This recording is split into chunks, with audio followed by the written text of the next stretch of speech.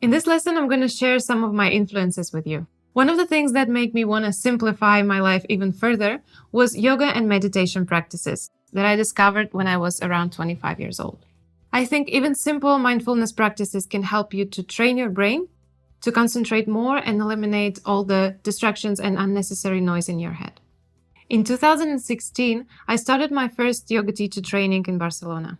It was a 2-year-long journey in which I fell in love with the tradition, did a lot of personal work, learned to understand myself more, and concentrate on the things around me. After completing the program in 2018, I finally found enough courage to quit my job as an in-house designer and start my own design studio. Believe it or not, I see how these practices impact my professional life and my design abilities every day. Another movement that I discovered recently and felt really connected to is the minimalism. Not only in terms of visual design and style, but also as a way of living. This movement is about buying less, consuming less, and essentially wanting less in order to create more mental space for self-development. Again, this is a huge influence in my professional and personal life, and I can see how it impacts my work. Now, before we finish, let me show you one book.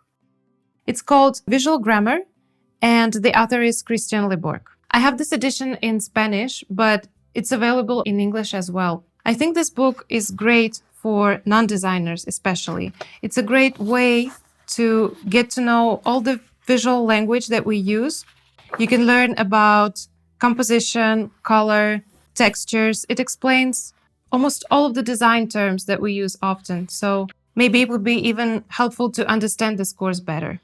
For example, here you can see different ways of organizing shapes into structures, and you can learn a little bit more about them. I also think this is an excellent book to have in your workspace and just consult it from time to time to refresh those terms again.